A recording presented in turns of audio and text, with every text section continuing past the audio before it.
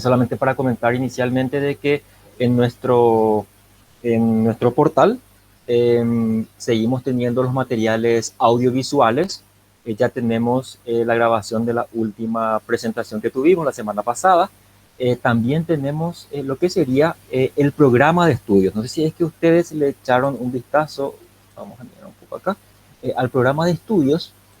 Eh, Hay un montón de ítems que probablemente no vamos a ver. Por ejemplo, por darle un ejemplo, el capítulo 23 habla de protocolo Network. El Network era una empresa que tenía un software. eh, Network era un producto de la empresa Novell. Ustedes pueden ponerse a buscar Novell Network. Y como está escrito allí, si ven en el segundo ítem que dice acceso a medios de network, es NET y la W mayúscula. Una vez escuché una, tal vez podía denominarse leyenda urbana, donde decían que en aquel entonces, estamos hablando de los 90, este producto de Novell dominaba la escena del ámbito de redes. En los 90, yo he visto por primera vez Novell en el año 95. Una red tradicional estaba formado por dos productos que ahora no tiene. Uno desapareció luego probablemente completamente, que es Novell Network, y el otro era una red Windows que te permite compartir archivos. Eso se sigue utilizando hasta ahora, pero también se puede hacer a través de un protocolo conocido como Samba, para aquellos que manejan un poco el ambiente no Windows. Es la posibilidad de compartir archivos entre máquinas Windows y máquinas no Windows, específicamente alguna variante de Linux. Entonces, la leyenda era así, que era tan importante esta empresa Novell con su producto Network, que un periodista estaba haciendo un review del producto y escribió Network con W minúscula, y dicen de que le despidieron. O sea, así de importante era en los 90 el producto. Básicamente era para compartir archivos e impresoras. O sea, era un producto bastante utilizado. Yo recuerdo que en aquel entonces utilizábamos disquetes para la instalación del producto. Prácticamente no existía el uso de los CDs porque era bastante privativo el costo de una unidad lectora de CD. No estamos hablando de una unidad lectograbadora. La primera vez que yo tuve acceso a una unidad lectograbadora de CDs, no de DVDs, de CDs, fue en el año 2000 aproximadamente, que recuerdo que tuvimos la posibilidad de entre varias personas comprar una unidad que grababa a 2X o algo parecido. Y cómo son las cosas, cómo las tendencias y lo que tiene que ver con que la tecnología va cambiando. Imagínense que ahora uno compra una notebook nueva y ya no viene con unidad lectora de CD, CD ni DVD. Justamente algo interesante les quisiera compartir. Acá está el capítulo que estoy mencionando, que no vamos a desarrollar porque no vamos a tocar un producto ni un protocolo que está extinto o que no tiene futuro, al menos un futuro muy cercano. Ahora todo este TCP/IP, ahora todo lo que, todo aquel servicio que quiera ser ofrecido en Internet tiene que utilizar protocolo TCP/IP. Entonces, podrían haber otros protocolos que podrían ser incluso privativos, ¿verdad? Como por ejemplo, IBM comentan, yo no sé porque nunca tuve acceso a su infraestructura, pero comentan que IBM, por ejemplo, en sus empresas, en sus locales, en sus filiales, siguen utilizando Token Ring, por ejemplo. No sé, no podría decir que sí o que no, porque nunca pude acceder a esos lugares, ¿verdad? Pero el uso de esa clase de tecnologías está bastante limitado porque básicamente todo es TCP/IP. Nosotros queremos utilizar un servicio de correo electrónico, necesitamos TCP/IP, un archivo, un servidor de impresión, se utiliza TCP/IP, compartir archivos, servidores web, cuando hablamos del esquema cliente-servidor, ya estamos implícitamente hablando del protocolo TCP/IP.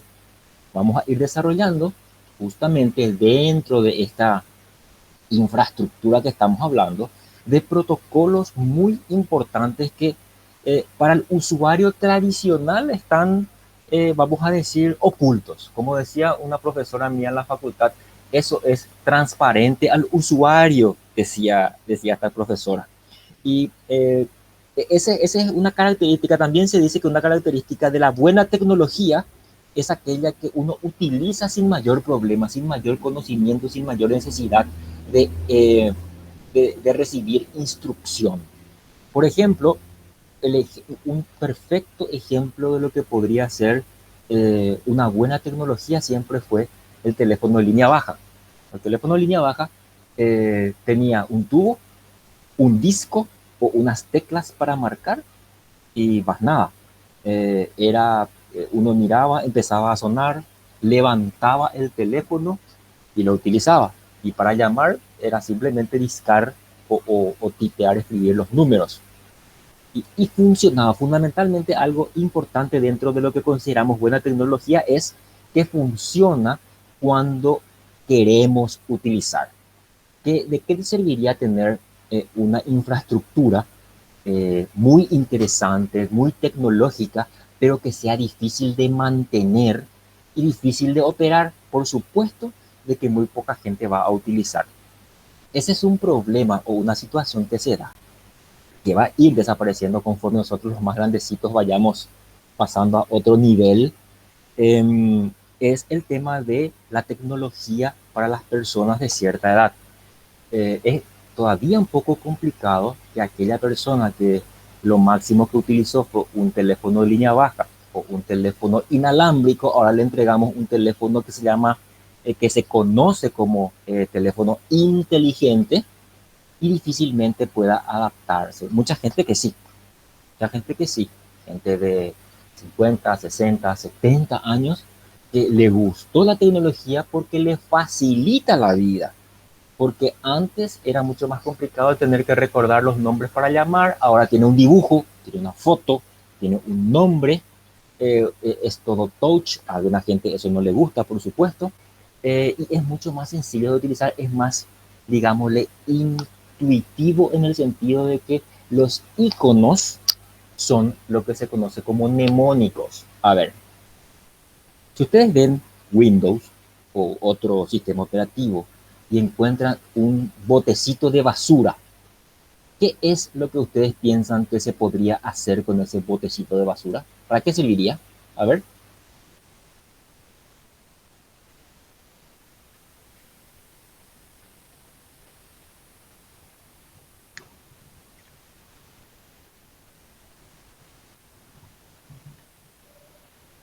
No se empujen todos para hablar, no se molesten. Serviría, profe, por la imagen en sí, que como vine mencionando, Intuitivo, ¿sí? sí, intuitivo, demostrar de arrojar lo que ya no se necesita, deshacerse de lo que ya no voy a usar. Sí, señor. Así mismo como, por ejemplo, si ustedes ven una carpeta, el concepto de carpeta pues es directorio. Antes, nosotros los de la vieja guardia le seguimos llamando directorio a la carpeta. Ahora uno mira Windows o cualquier sistema operativo y vemos carpetas. Y dentro de las carpetas que vemos, a ver, empújese todo de vuelta para responder.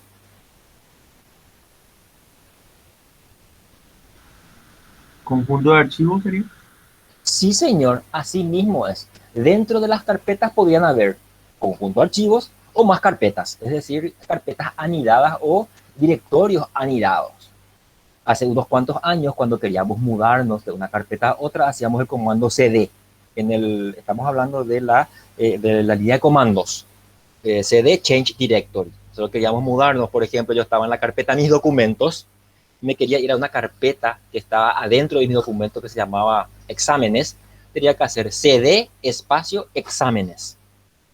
Ahora, como son todas carpetas, yo hago clic, doble clic, botón derecho, arrastrar, copiar, pegar, etcétera, que son ventajas que se le ofrece al usuario justamente para facilitar esa transición y el poder adoptar una nueva tecnología. Imagínense, ustedes están utilizando computadoras hace 10, 15 o más años.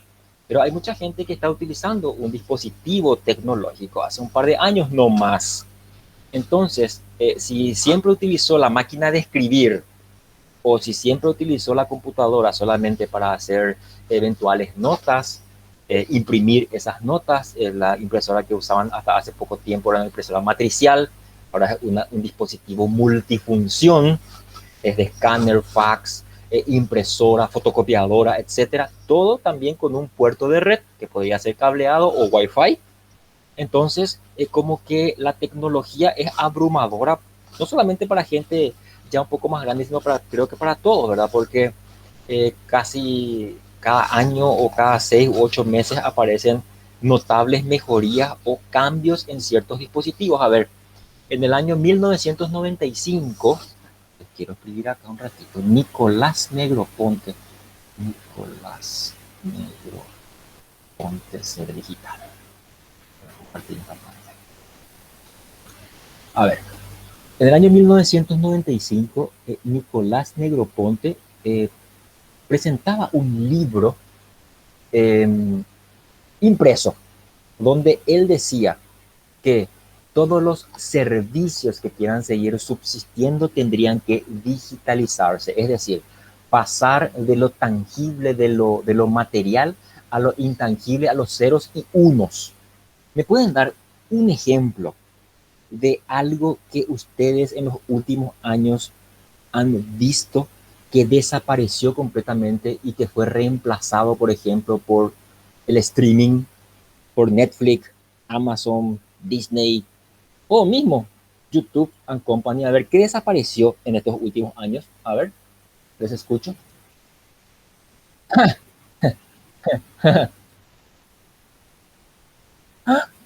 Sí, exactamente. Encarta era un software que venía en un CD, les comento, las primeras versiones de Encarta, por supuesto, venían en CD, disquetes, ¿verdad?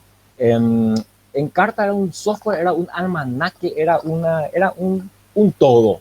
Ahí uno buscaba absolutamente de todo lo que quería saber, ¿verdad? Pero cierto, es completamente cierto lo que dice el compañero. Eso desapareció y fue reemplazado por Google and Company, ¿verdad? O sea, por San Internet, como le digo yo, San Google. Ahora todo lo que queremos saber se le pregunta a Internet. Justamente para una charla que di para la UTIC hace algún tiempo, había leído que o sea, la penetración de Internet está en todos los niveles, incluso criaturas pequeñas. Y ponía este ejemplo. La mamá pedía lunes, que le decía al hijo, ¿qué quieres comer? Pizza. Entonces entraba, no sé qué, pizza.com.pi, ordenaba una pizza. Martes, ¿qué quisieras? ¿No querés ver una película? Sí, ok. Entonces prácticamente todo lo hacía por internet. Entonces le pregunta el pequeño, el hijo le dice a la mamá, sí, ya que todo le preguntamos a internet, e internet todo lo sabe, le dice, mamá, ¿le podemos preguntar a internet a qué hora va a venir papá? Eh, y ahí te da la pauta de que eh, esta cuestión de la tecnología está metida intrínsecamente en nuestras vidas e influencia la vida de incluso los más pequeños. Y esos más pequeños muchas veces no pueden todavía diferenciar ciertas cuestiones relacionadas o ligadas al uso de esa tecnología. Por eso es que tanto también se habla del tema de concienciar o más a los padres que a los niños, ¿verdad? En cómo usar Internet. Y vamos a ver dentro de nuestro desarrollo, vamos a dedicar algún tiempito a lo que tiene que ver con las redes sociales, no a cómo usar.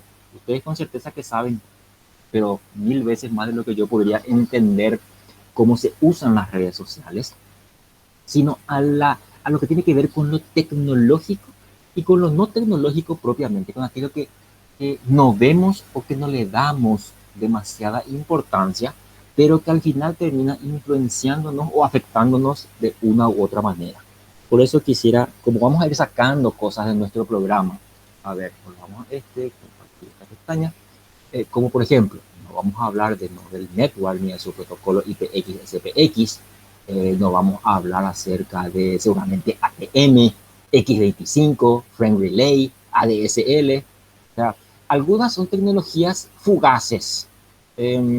Acá en nuestro país se utilizó ADSL hace unos cuantos años. Copaco metió ADSL como respuesta a la necesidad de utilizar Internet y poder hablar por teléfono a través de la misma línea.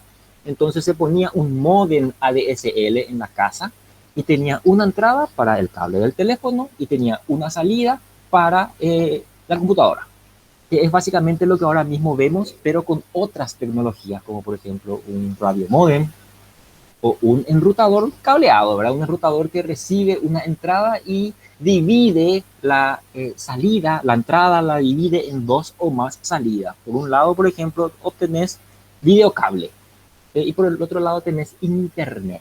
Ahora bien, en 1995, este señor Nicolás Negroponte, vamos esto, este señor que escribió Ser Digital, había dicho de que, por ejemplo, una de las cosas que dijo es que el CD, la unidad de CD, el disco compacto, no tenía futuro. Era una cuestión que iba a desaparecer en no mucho tiempo. Y no está completamente equivocado porque prácticamente no usamos más ni CDs ni DVDs, sino utilizamos otro tipo de dispositivos, probablemente algún tipo de memoria flash extraíble, ¿verdad? Y este señor, y uno va a decir, este señor propone que todos los servicios que no se digitalizan van a desaparecer y dijimos un ejemplo, los videoclubes. ¿Quién recuerda lo que era un videoclub? A ver, ¿alguien?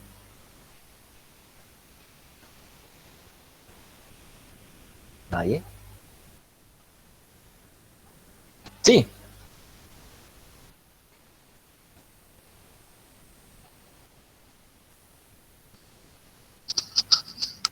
sí, señor. Así mismo.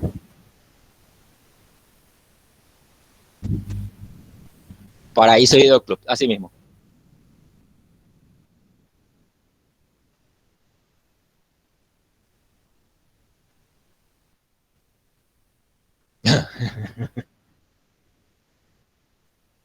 No existía más. Sí, buena anécdota. Yo tengo algo parecido en el sentido de que para hacer la membresía, como dice el compañero, vos tenías que firmar un pagaré por X dólares. Y yo tengo unos cuantos pagarés firmados en diferentes videoclubes que nunca pude retirar porque desaparecieron. Uno, yo creo que era ese paraíso. Eh, Porque te prestaban CD, primero te prestaban VHS, a ver si es que alguno recuerda o vio que era la tecnología VHS, vamos a poner en acá. VHS, ahí está. Estos eran los cassettes, unas cintas magnéticas que se metían en dispositivos como estas máquinas rudimentarias llamadas videocaseteras. Uno alquilaba, uno se hacía socio de un videoclub, se iba a alquilar una película de este estilo, de estos cassettes, y uno podía tener por una cantidad de horas o días. Dicen, yo tampoco leí una fuente fidedigna para decir si así fue, pero dicen de que el origen de Netflix, la persona que ideó y planteó la idea de hacer streaming de películas, dice que él era socio, esta persona era socio de Blockbuster, una cadena disque muy conocida de videoclubes, lo que sería video renta en nuestro país. Podrían preguntarle a sus padres qué era video renta. Blockbuster era una cadena de videoclubes, entonces el señor, en ese entonces probablemente un muchacho joven, se iba a alquilar películas, pero era un poco, vamos a decir, desordenado en el sentido de que no devolvía en fecha sus películas. Entonces pagaba más dinero por el recargo de entregar tarde que por haber visto la misma película. Entonces dicen de que ese fue el origen de lo que ahora conocemos como streaming on demand, que empezó con Netflix. Ahora hay varios de estos y lo hacemos hace mucho tiempo desde que hay YouTube y cosas parecidas, ¿verdad? Entonces, decimos que dentro, a ver, quiero más volver a lo de Nicolás Negroponte, volvamos para atrás para que tenga sentido. Ahí. Nicolás Negroponte decía en ese libro de 1995, por favor, busquen y si no encuentran, me avisan, yo tengo el libro en formato digital. Y también tengo el disco en formato impreso, por alguna parte debo tener. Tengo marcadas las cuantas cosas interesantes. Este señor decía en el año 95 de que todas las tres tecnologías iban a converger en un único dispositivo. Internet, televisión, radio, todo iba a converger en un solo dispositivo, una computadora. O decía, a lo mejor se va a llamar de otra forma, pero todo va a estar en un solo dispositivo. Eso fue en el año 95. Y le preguntaron a este señor que cómo él plantea la digitalización de los servicios, pero él presenta un libro impreso. Entonces, la respuesta de aquel entonces fue de que en aquel entonces no había todavía la tecnología que fuese lo suficientemente agradable como para llevar a la cama, por ejemplo. ¿En qué sentido? En ese entonces había computadoras muy grandes, dispositivos demasiado grandes, y las notebooks eran unos dispositivos, unos equipos muy exquisitos en el sentido de que no todo el mundo podía comprar. Solamente ustedes me van a decir, ahora tampoco todo el mundo lo puede comprar, ¿verdad?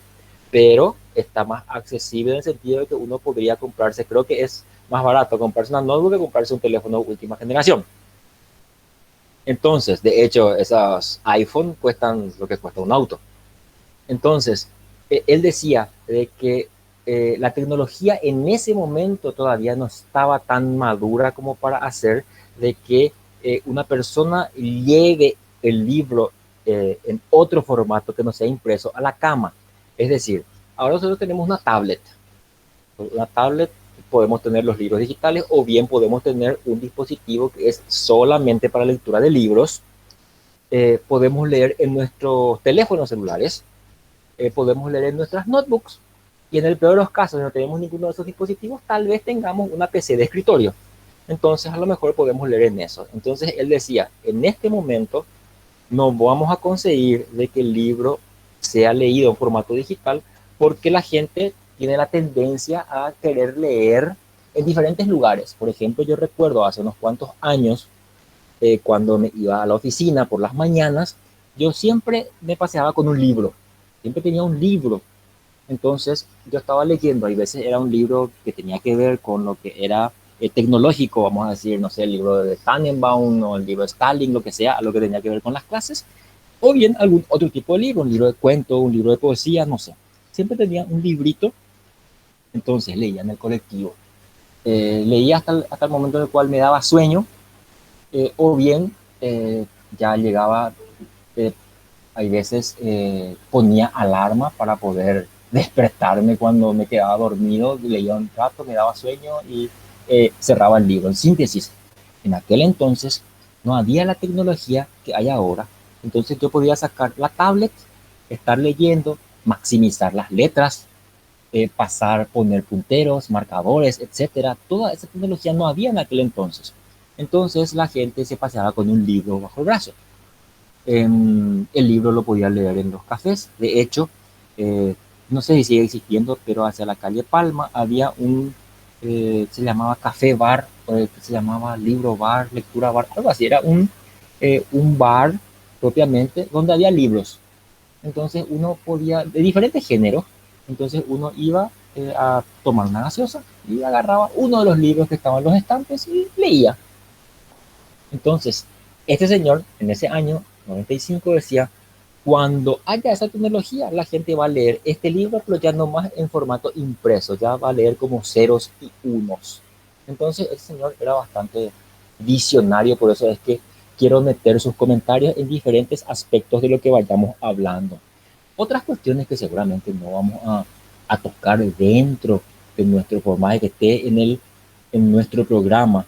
Por ejemplo, una red ISDN, Frame Relay, vamos a hablar de Wireless Token Ring, no, FDDI, vamos a hablar de Ethernet, por supuesto, porque básicamente todo se basa ahora en tecnología Ethernet, claro que sí, pero como les digo, hay cuestiones que no van a ayudar a comprender mejor la tecnología, porque es una tecnología que ya no existe, no se usa o tiene tiene un uso muy limitado. Entonces vayamos a concentrarnos en lo que masivamente se está utilizando y vamos a darle hincapié a eso. También, entonces, ya que no vamos a ver ciertas cuestiones, quisiera meter cuestiones que tengan que ver, por ejemplo, con seguridad. La seguridad es un concepto bastante interesante que cada vez está más de moda. Y recuerden, gente, para cuando ustedes terminen sus carreras, ojalá que terminen, no sé, estamos en 5º año, un año más, después un año de tesis, seguramente en 2 años, en 3 años, en 5 años como máximo, hay 2 o 3 orientaciones tecnológicas que van a ser muy interesantes.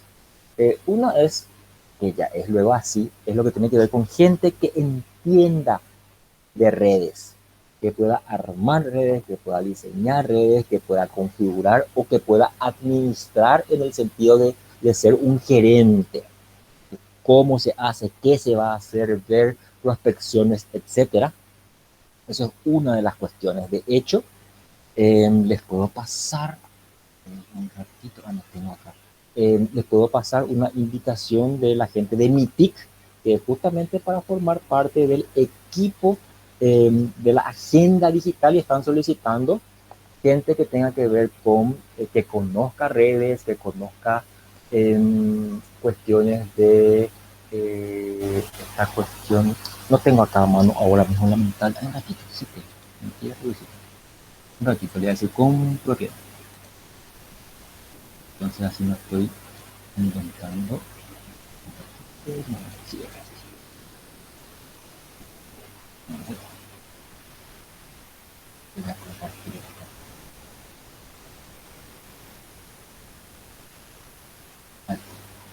estamos buscando 2 especialistas de redes y conectividad, especialistas en infraestructura, operadores de red y conectividad y 2 operadores de infraestructura. Y también se está buscando especialistas en trámites en línea de expediente electrónico, eso es lo que no me acordaba, lo que tiene que ver con gobierno abierto, y 4 analistas desarrolladores. Es decir, la MITIC está buscando gente que conozca de lo que ahora mismo estamos hablando. Y cuando estamos hablando acerca de redes de computadoras, estamos hablando de un todo. Uno va a decir, no, redes, no. A mí no me interesan las redes.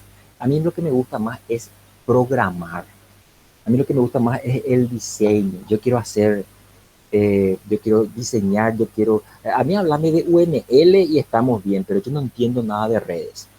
Y yo le diría a esa persona, pero ¿cómo no te gustan las redes? ¿O cómo no conoces de redes? ¿O no te parece importante? Teniendo en cuenta de que uno no trabaja aislado. Yo puedo hacer un diseño, yo puedo hacer un software, yo puedo programar algo, pero no es para mí, es para otra gente, es para un cliente. Ese cliente quiere ver el progreso. Ahora que estamos con estas restricciones sanitarias, no podés ir al local del cliente, le mostrás por internet, utilizas Zoom, utilizas Meeting o alguna otra herramienta que te permita presentar tu avance, lo levantas en un servidor, le decís, nosotros necesitamos que esto sea redundante, que sea seguro. Entonces decimos, ¿por qué no lo ponemos en la nube?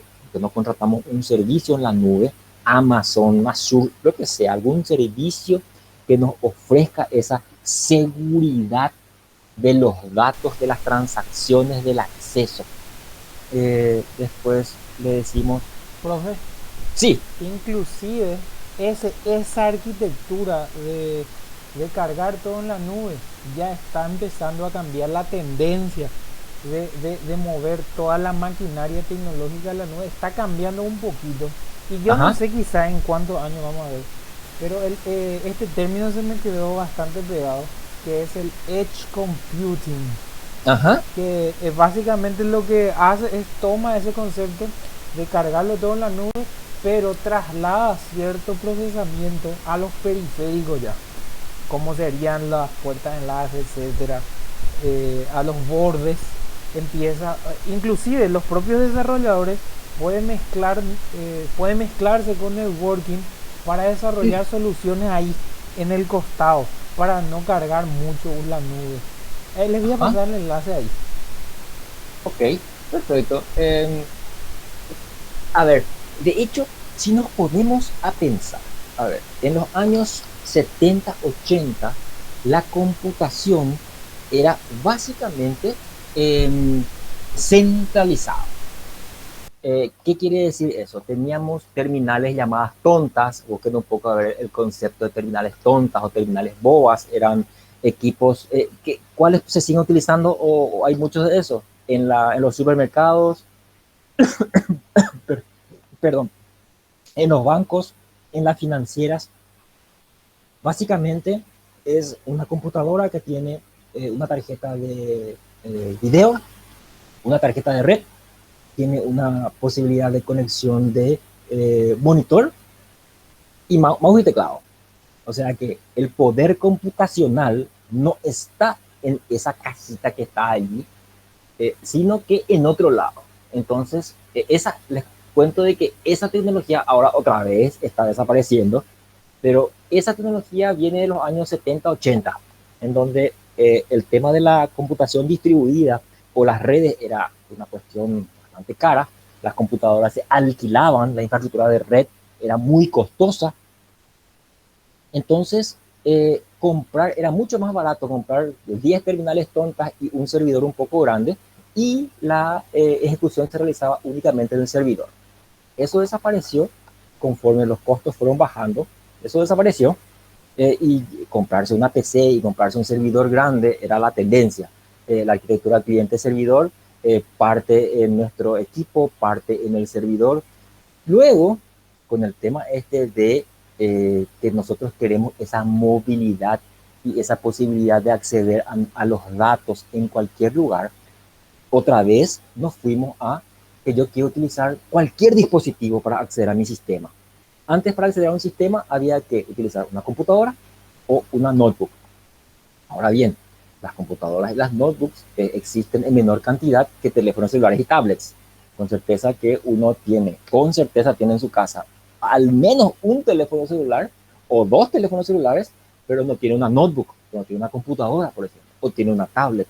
Entonces, y es mucho más transportable, por más de que las notebooks tienden a ser cada vez más pequeñas, más ligeras, más rápidas, etcétera. Es mucho más práctico acceder a través de un teléfono, por ejemplo. Entonces yo no me tengo que estar paseando con 2 dispositivos. Con mi teléfono yo hago todo, o bien con una tablet.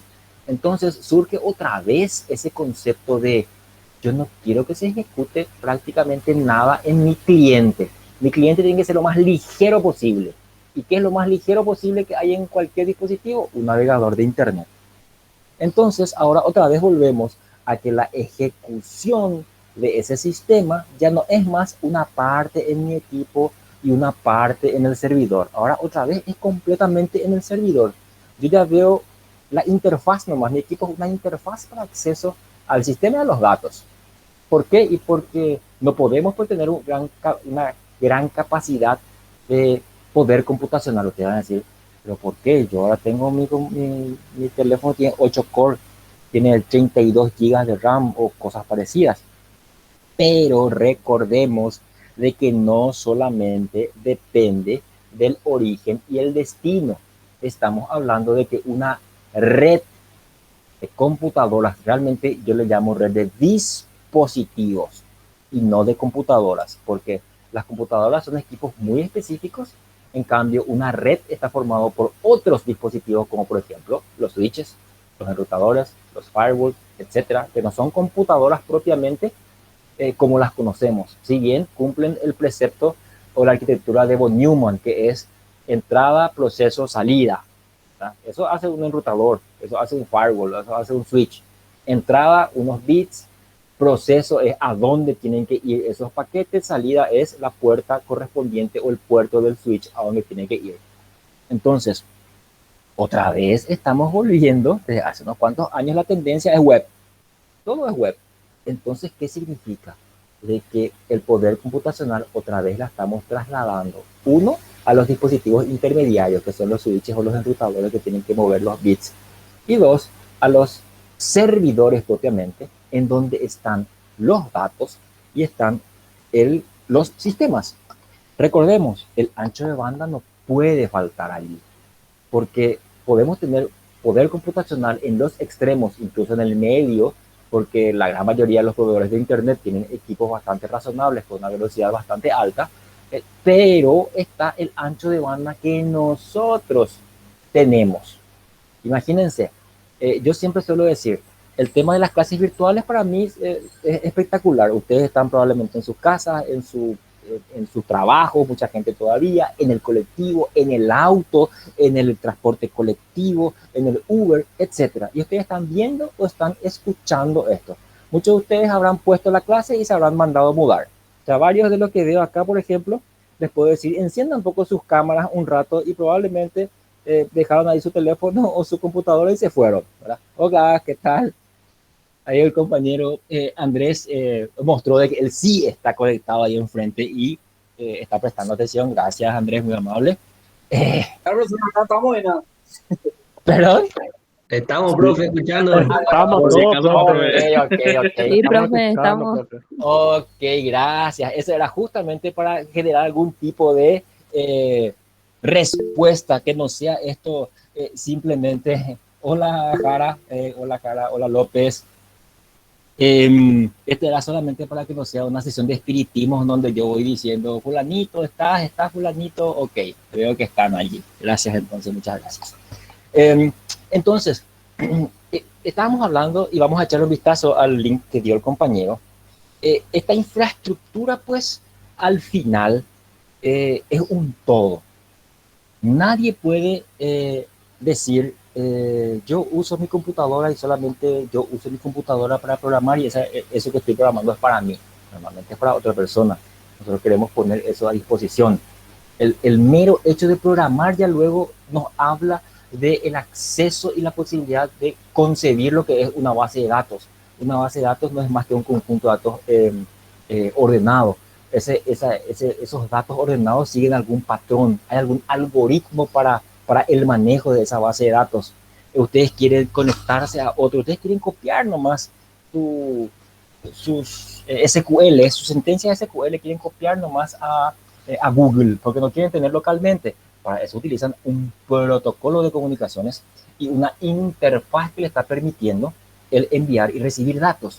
Entonces yo les puedo decir, gente, ¿con qué cosas ustedes ven que tiene relación una red de datos? Y yo les puedo decir, tiene relación con base de datos, programación, protocolos, medios de comunicación, dispositivos, sistemas operativos, porque, a ver, no existe un dispositivo que no tenga mínimamente algo de programación, ya sea en parte física o en algo lógico que está programado para que funcione. Básicamente, cualquier dispositivo, llámese como se llame, tiene un sistema operativo que le hace funcionar. El sistema operativo puede estar cargado ya sea en algo, en algo físico que viene de fábrica, como por ejemplo un tipo de memoria, en donde tiene mínimamente una programación para aprenderse y para funcionar como lo que corresponde ser, ¿verdad? Por ejemplo, un switch o un enrutador tiene un sistema operativo. Hay marcas, por ejemplo, Juniper, que tiene un sistema operativo, se llama JunOS, que es una versión de Linux. Entonces uno utiliza ese sistema operativo como si fuese un Linux. O sea, gran parte de los comandos, evidentemente que no todos, pero gran parte de los comandos uno ya los conoce si es conoce algún Linux. No se puede mudar, crear archivos, borrar archivos, etcétera, como si fuese un Linux, ¿verdad? Eso me gusta y me parece muy interesante. Otras marcas tienen sus propios sistemas operativos propietarios y que solamente puedes interactuar con ellos con un set, con una línea de comandos predefinida. Ya no hay posibilidad de hacer algo como una redirección o tomar entradas estándar o cosas parecidas como podrías hacer con un Linux. Entonces, si surge la pregunta de, gente, una red de computadoras, ustedes van a decir, sí, una red tiene computadoras, que les diría luego dispositivos, porque por ejemplo, una notebook, una tablet, no es propiamente una computadora, ¿no? Es algo un poco más específico, un teléfono o no sé, algún otro dispositivo. Entonces, una red de computadoras se puede relacionar con más que dispositivos y medios, se relaciona con bases de datos, sistemas operativos, programación, algoritmos, protocolos. Mínimamente esa es la interrelación que yo veo. Entonces, aquella persona que no esté fascinada o que no esté pensando de que una red de computadoras es un switch, un cable o un access point, un enrutador y un cable, va mucho más allá, porque no funciona nada, no vas a poder programar si no tenés un sistema operativo. El sistema operativo tiene un conjunto de pilas que le hacen funcionar. Yo quiero enviar datos, ya sea internamente, por ejemplo, yo puedo crear una arquitectura cliente-servidor en mi mismo equipo. Seguro que ustedes hacen eso para probar el software que están haciendo, ¿verdad? A ver. Exactamente, profe. Sí, ¿Verdad que sí? Ustedes instalan, por ejemplo, un gestor de base de datos, no sé qué, MongoDB, MariaDB, Postgres, MySQL, en su PC, en su notebook o en su equipo, y ahí mismo también utilizan una herramienta de desarrollo, llámese como ustedes quieran, Eclipse o, no sé, IntelliIDEA, lo que a ustedes les guste, ¿verdad? Entonces, o programan con línea de comando, vamos a decir, yo mucho tiempo con todo lo que tuve que hacer, eh, no utilizaba un ID propiamente para hacer los cambios. Directamente le metía mano, con un editor de texto le metía mano a lo que estaba escrito, no sé, Java, Python, PHP, lo que sea. Entonces no tenía que instalar propiamente un ID, que normalmente son cosas bastante grandes y normalmente medio pesaditas, ¿verdad? Entonces, pero volviendo al tema, estamos hablando de que eh, un protocolo, alguien tendría que programar el protocolo, ese protocolo envía y recibe paquetes, vamos a ver cómo se organizan los paquetes, se cortan los paquetes, se reensamblan los paquetes. Entonces, cuando hablamos de una red de computadoras, hablamos de mucho más que un cable o de un access point.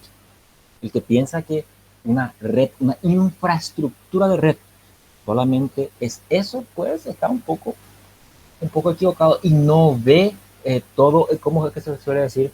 No ve todo el bosque porque delante tiene un par de árboles, algo parecido. Entonces, a ver, vamos a hablar bastante y vamos a tratar de organizar nuestro estudio en lo que es esta pila de protocolos. Con certeza que ustedes ya escucharon y ya vieron pila de protocolos TCP/IP. No sé, que la capa 1, la capa 2, la capa 3, la capa X. Nosotros lo que acá queremos hacer es entender qué es lo que está ocurriendo en cada capa. Por ejemplo, en la más baja, en la inferior, en lo que tiene que ver con el medio físico. El medio físico impone restricciones a nuestra transmisión. El medio físico hace que nosotros podamos obtener velocidades de 10 megabits, de 100 megabits, y ustedes van a decir, pero si yo tengo un cable UTP, yo puedo transmitir a 10 megabits, 100 megabits, a 1 gigabit, a 10 gigabits, ¿cierto? Así mismo es. Pero está también de que el medio impone ciertas restricciones. No solamente hablamos de los extremos. Si yo tengo una computadora, por dar un ejemplo, yo tengo una computadora que está conectada directamente a otra computadora a través de un cable y tengo yo una tarjeta de 1 gigabit en ambos extremos. El cable UTP, que sea por encima de la categoría 5, me tendría que permitir utilizar 1 gigabit, teóricamente. Ahora bien, normalmente y en la vida real no tengo yo mi computadora, mi PC en donde estoy desarrollando conectado con un cable directamente a mi servidor. Todo lo contrario, normalmente tengo una infraestructura de red a través de la cual yo me conecto por lo menos por 1, 2 o 3 switches antes de llegar al destino. A ver, un ratito. 2, 3, 8. A ver. Ok, entonces voy a compartir esta parte.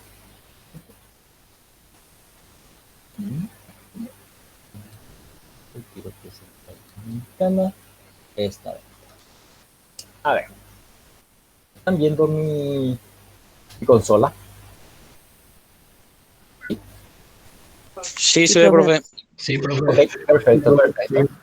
Yo voy a ejecutar un comando que en Windows es 3RT, que lo que voy a hacer es, me va a mostrar la cantidad de saltos que existen para llegar a un destino. Por ejemplo, a ver, yo quiero ver Upic. Ok. Dame cuenta que mínimo que llega, a ver, pasa por una máquina llamada 192.168.0.1, que es el primer salto al que yo estoy conectado directamente de capa 3, que sería un switch. Este es un switch. Este siguiente equipo es el enrutador que tengo yo acá internamente. Y este segundo es el siguiente salto que yo estoy teniendo.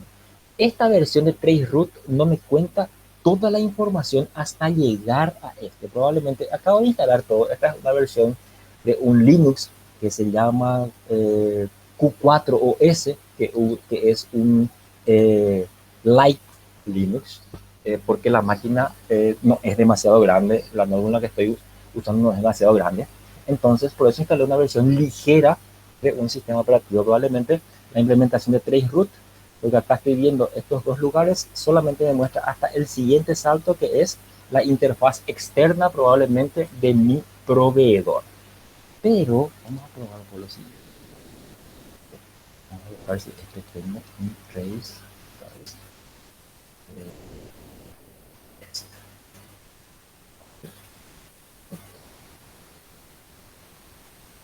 A ver, vamos por acá.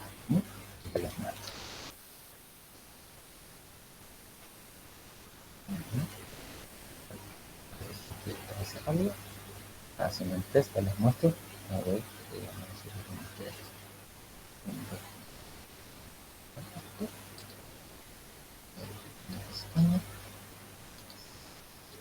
ahí está.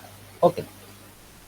Busqué en internet un ratito un Traceroute que me permita mostrar el punto. ¿Qué es lo que hace ese comando Traceroute?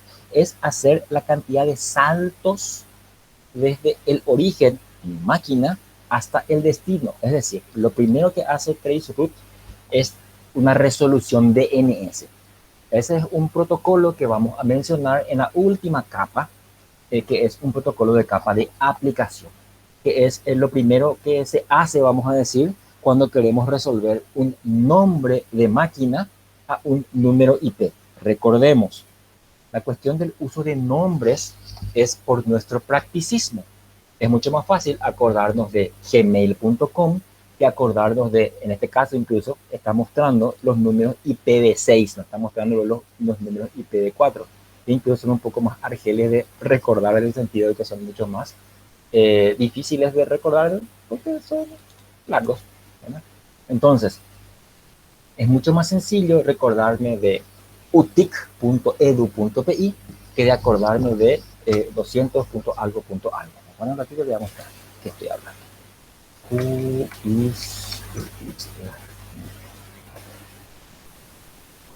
Vamos a hablar un poco también acá.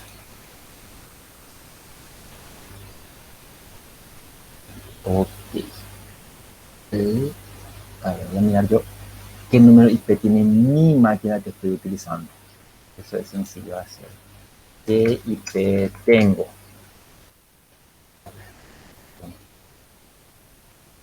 Acepto todo y les muestro.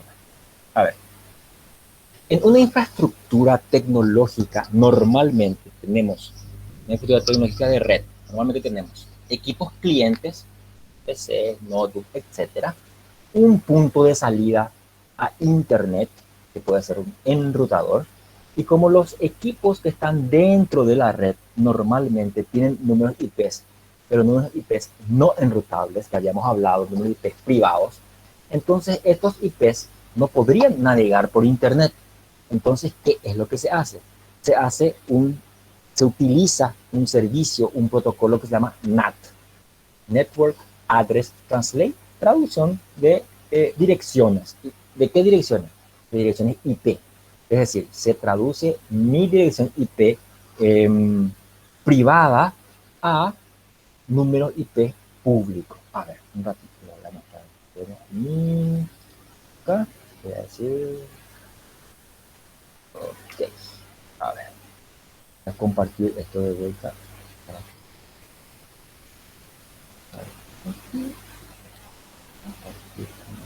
Y vamos a ver.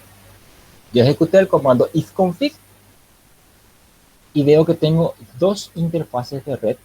Acá está una, esta es lo que se llama loopback, y una wireless. Acá me cuenta lo que yo tengo como número IP, 192.168.0.101. Si yo busco en internet y pongo dirección 192.168.0, me va a contar de que esas direcciones son del tipo privado. ¿Qué quiere decir? Que esta dirección no se ve en internet. Entonces, ¿qué hay que hacer? Lo que se conoce como traducción de números IP. ¿Y a qué número IP se está traduciendo mi número IP? Se está traduciendo este número IP. Voy a compartir.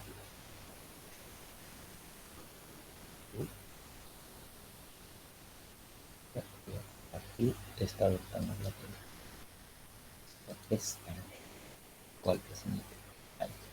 Ok, ahora ven, como hay varios, pero es el primero que siempre me acuerdo cuál es mi IP. ¿Recuerdan cuando dijimos, ahora ya no, uno no se acuerda más la dirección de los sitios? Simplemente me voy a San Google y le pongo qué IP tengo, y el primero que encuentro es este, y me dice de que este es mi dirección IP. Y yo digo, esta es mi dirección IP, pero yo recién he visto que era 192.168. ¿Qué es lo que es esto? Entonces, me voy a este lugar y le digo, contame un poco, ¿a quién le corresponde este número IP? Y bajo un poquitito, y me dice de que acá están todos los datos de la empresa y la persona que es la responsable de ese número IP. ¿Qué quiere decir esto? Que yo estoy usando personal, o sea, el servicio de acceso a Internet a través de personal. A ver. A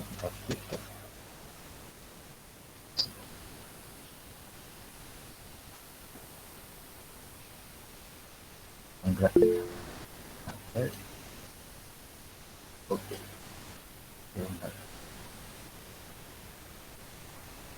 Acá yo le digo compartir esto.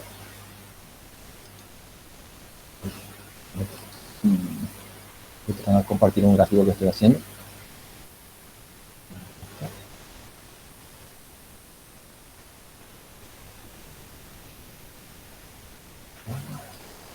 Vamos a empezar.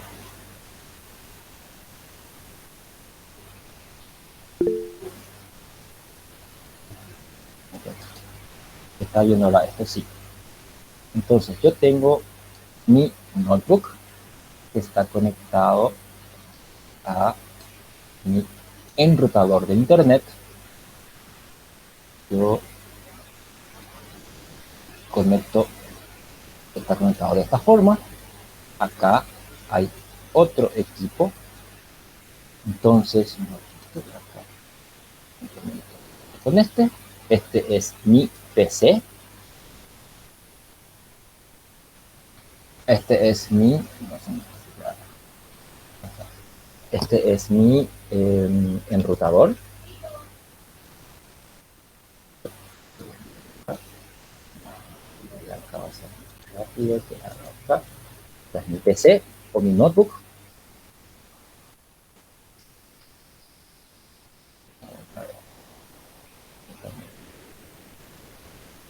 Ok, perfecto. Este es mi enrutador, tendría que decir acá. Y acá, este está conectado acá. Y este equipo es mi proveedor de internet, el conocido ISP. Entonces, el número IP que me está contando mi prueba, mi salvo es el número IP de mi proveedor de internet. Mi proveedor de internet es personal. Entonces, ¿cómo yo puedo saber cuál es o quién es el proveedor de internet de un determinado número? Perfecto, yo puedo entrar nomás a la página de la CNIC.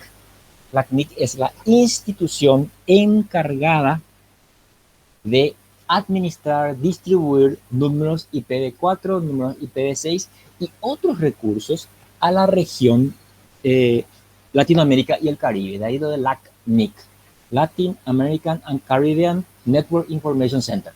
Es decir, es una institución que se encarga de, como les digo, administrar, delegar, volver a recibir números o bloques IP, ya sean IPv4, IPv6 y otros servicios para Latinoamérica hasta México. Entonces, toda Sudamérica, Centroamérica, hasta México, la CNIC le administra, le da, le cede números IPv4, IPv6 u otro recurso como ASN. Estados Unidos ya tiene otra institución, otra organización. Vamos a ver de que hay organizaciones por cada región. Hay una hacia África, otra hacia Asia, que se encarga de la administración de este tipo de recursos. Entonces, yo tengo, a ver, volvamos a mi maravilloso dibujo. ¿Dónde estoy? Dijimos que este va a ser mi PC, este va a ser mi computador y este va a ser mi ISP. Le pongo notebook. Computador. Este es mi ISP. Este equipo, este notebook, tiene ese número 192168 que habíamos dicho. Esta notebook está conectada. Si bien yo tengo otro switch acá en el medio para simplificar el dibujo, digamos, esta notebook se conecta al enrutador. Y mi enrutador está conectado vía fibra óptica al ISP. Entonces, el número IP que me está contando la CNIC, 192.168.54, copiar, un ratito, otra vez,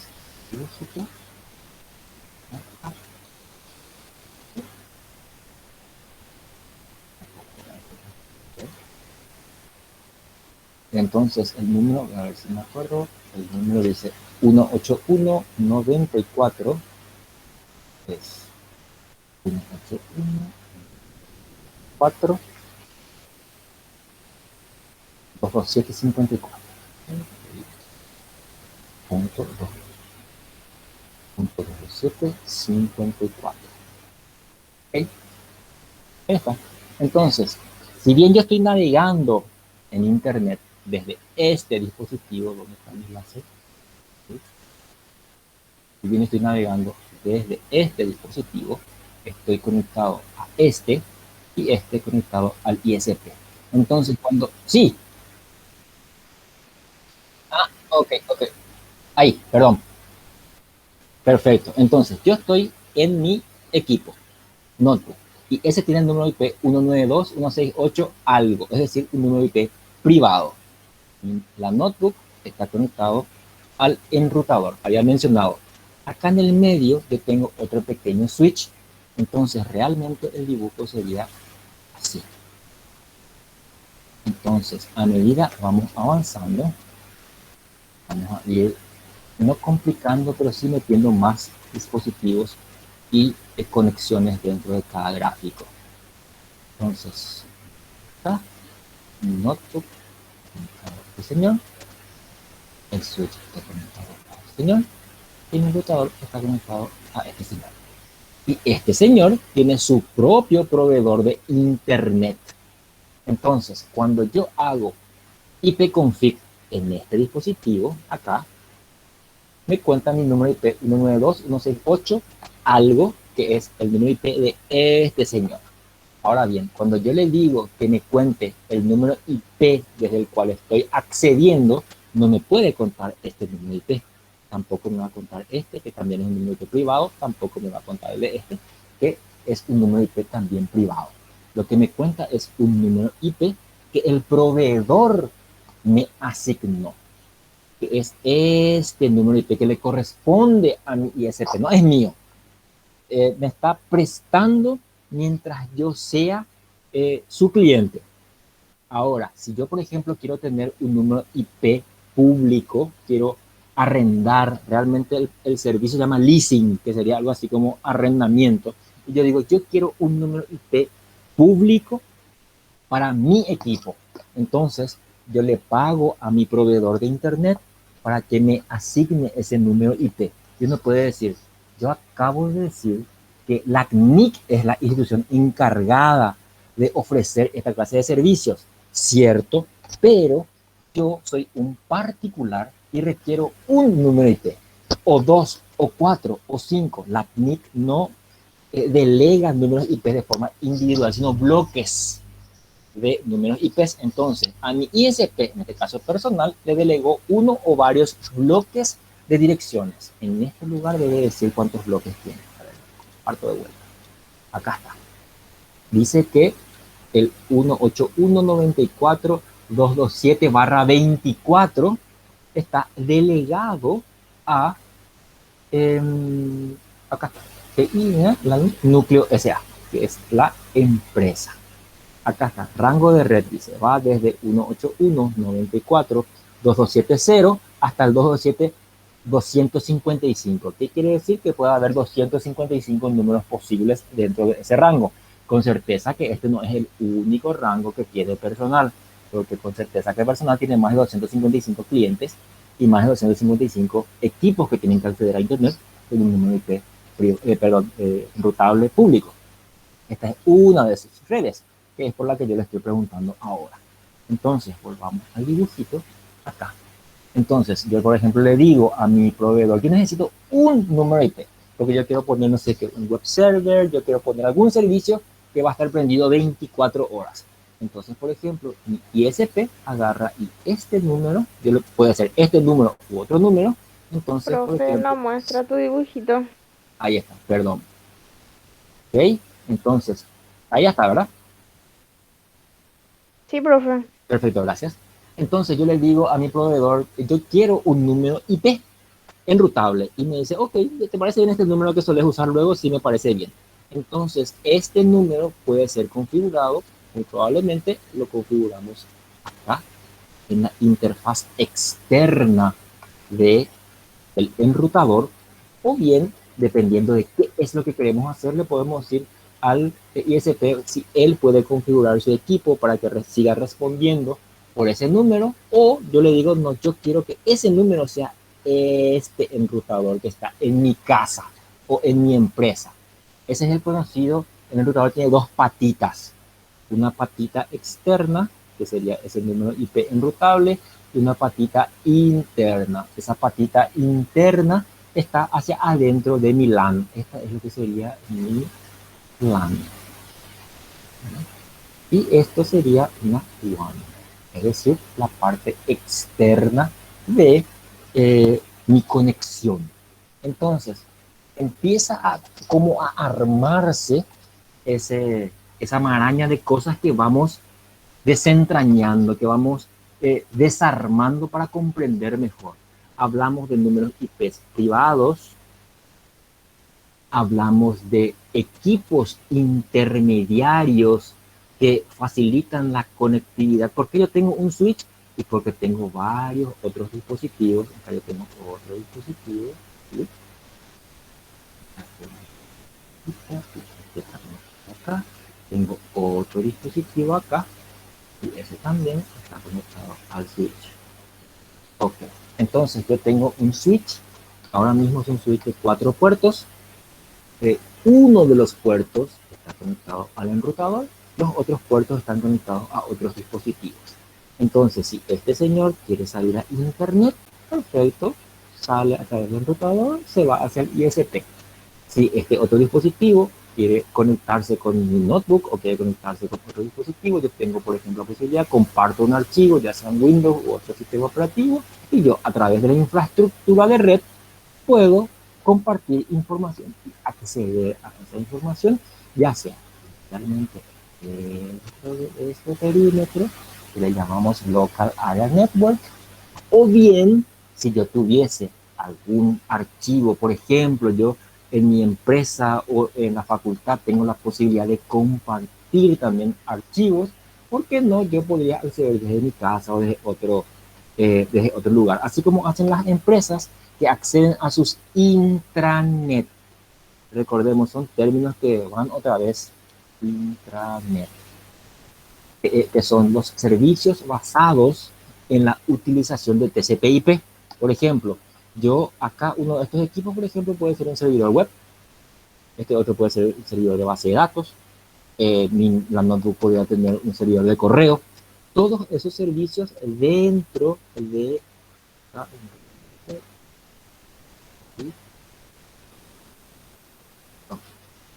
Entonces, todos esos servicios puestos acá, en lo que vamos a llamar intranet, que básicamente es una LAN corriendo servicios basados en TCP/IP.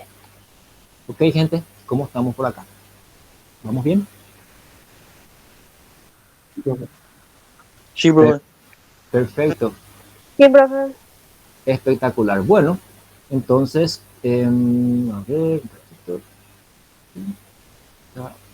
Ana, volvemos a...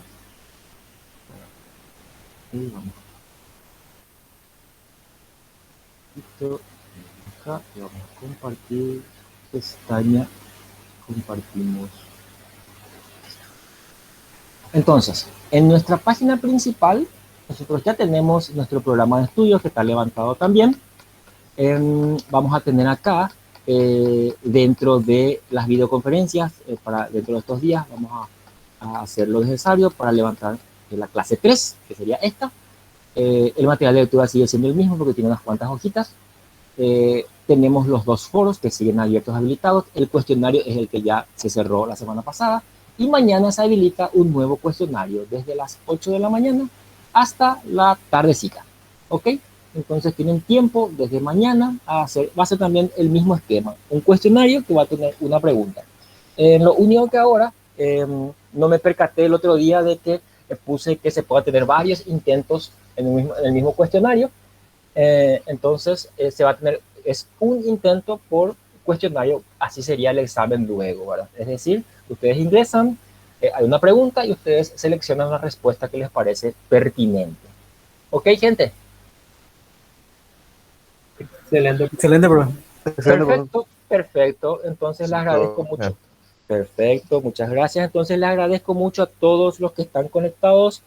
Les deseo una muy buena noche. Los que no están en su casa, que tengan buen retorno a sus hogares y por favor cuídense mucho y seguiremos en contacto. Muy buenas noches y muchas gracias. Buenas noches. Buenas Gracias, noches. profe. Buenas noches, profe. Buenas noches, profe. Profe.